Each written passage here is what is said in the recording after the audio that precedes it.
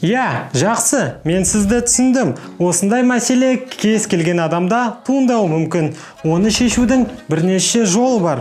Біріншісі бұл жақындарымыздан уақытша қаражат алу арқылы. Яғни бұл кәсіпті бастау үшін 5 адамнан 5000 теңге уақытша қаражат сұрасақ болады. Бірнеше күннен кейін сол кісілерге өз табысымыздан ақшасын қайтарып береміз.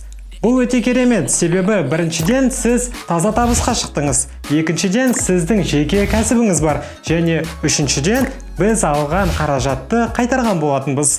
Осыған орай бір мысал келтірейін.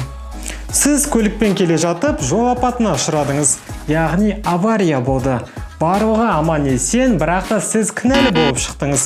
Сол мезетте немесе бір сағат төңірегінде 50 000 теңге беріп барлығын қалпына келтіруге болады. Немесе келесі күні гаимен сөйлесіп 200 000 теңге айыппұл салдырту қаупі бар. Енді сіз не істейсіз? Әрине барлығымыз бірінші жолды таңдаймыз. Бірақ та бізде қаражат жоқ қой. Оны қайдан табамыз? Әрине туған туыстарымызға, достарымызға қоңырау шалып, барлық мән-жайды түсіндіретін боламыз.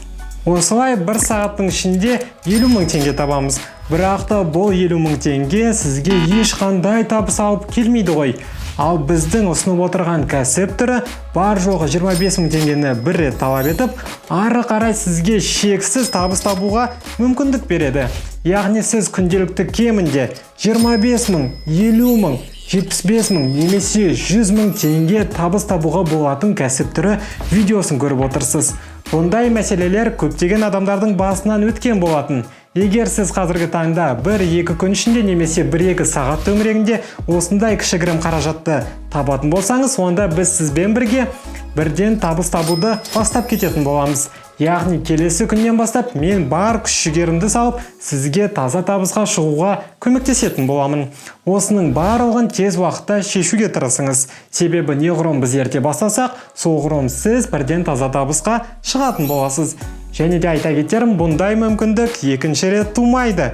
Егер де сіз шынымен өзіңіздің өміріңізді өзгерткіңіз келсе, онда дәл қазір шешім қабылдаңыз. Себебі менің ойымша бұл сізге бизнес бастауға өте төменгі қаражат болып келеді.